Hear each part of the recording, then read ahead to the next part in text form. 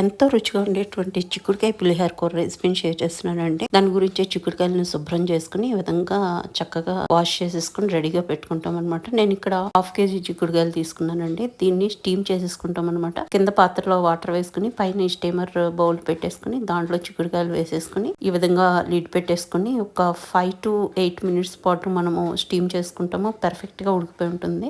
ఇది పక్కన పెట్టేసుకుని మనము పోపు చేసేసుకుందామండి. బాణలు పెట్టేసుకున్నాను నేను. దాంట్లో 1.5 టేబుల్ స్పూన్ నువ్వుల నూనె వేసుకుని పచ్చిశనగపప్పు, మినపప్పు, ఆవాలు, జీలకర్ర, కొంచెం మెంతులు, అదేవిధంగా కచ్చపచ్చ దంచుకున్న వెల్లుల్లి రెబ్బలు, ఎండుమిర్చి, కరివేపాకు వేసుకుని దోరగా ఫ్రై అయిన తర్వాత 1 టీ స్పూన్ పసుపు, ఒక 1/2 టీ స్పూన్ కారం, ఒక లెమన్ సైజ్ చింతపండు నానబెట్టి పెట్టుకున్నానండి. దాని నుంచి తీసిన పూర్తి జ్యూస్ యాడ్ చేసేస్తున్నాము. తర్వాత దీంట్లో రుచికి సరిపడా సాల్ట్ వేసేసుకుని పులిహోర పులుసు తాలింపు ఎలా ఉడకబెట్టుకుంటామో ఆ విధంగా నూనె పైకి సెపరేట్ అయ్యే వరకు ఉడకబెట్టుకుంటామండి. అసలు చాలా చాలా టేస్టీగా ఉంటుంది. అథెంటిక్ రెసిపీ అనమాట. మన అమ్మమ్మలు, నానమ్మల టైంలో బాగా చేసేవారండి. నాకు చాలా చాలా ఇష్టమైనటువంటి ఒక రెసిపీ అనమాట. డెఫినెట్ గా ఒకసారి ఈ స్టైల్లో ట్రై చేసి చూడండి. మీకు చాలా చాలా నచ్చుతుంది.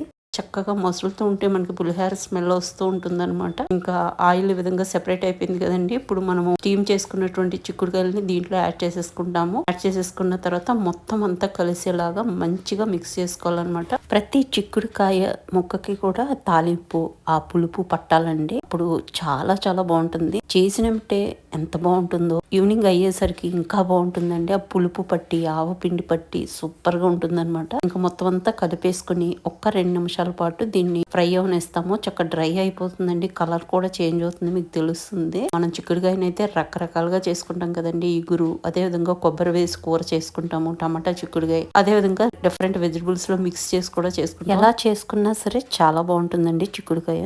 ఇది కలర్ మారిపోయింది, చక్కగా ఉడిపోయిందండి. ఇప్పుడు 1/2 టీ స్పూన్ ఆవపిండి వేసుకుని మొత్తం అంతా మిక్స్ చేసుకుంటాం. ఆవపిండి వేసేటప్పుడు కింద స్టవ్ ఆఫ్ చేసేసుకుంటామండి. ఉడికిపోయింది కదా, ఇప్పుడు మొత్తం అంతా కలిసేలాగా మంచిగా మిక్స్ చేసేసుకుంటాం అనమాట. మిక్స్ చేసేసుకుని ఇంకా సర్వింగ్ డిష్ లోకి తీసుకుని సర్వ్ చేయడమేనండి. అప్పటికప్పుడు తిన్నా చాలా బాగుంటుంది. ఈవినింగ్ అయ్యే కొద్దీ ఇంకా టేస్ట్ బాగుంటుందండి. అంటే చక్కగా ఊరుతుంది అనమాట. వేడివేడి అన్నంలో ఇది వేసుకుని తింటుంటే అద్భుతం అనిపిస్తుందండి. డెఫినెట్ గా ట్రై చేసి చూడండి. మీకు ఎలా నచ్చింది అనేది కూడా మీ ఫీడ్బ్యాక్ ని కమెంట్ సెక్షన్ లో తెలియజేయండి. మీకు ఈ వీడియో నచ్చితే లైక్ చేయడం మాత్రం మర్చిపోకండి. మీరు చేసే ప్రతి లైక్ నాకు చాలా విలువైంది.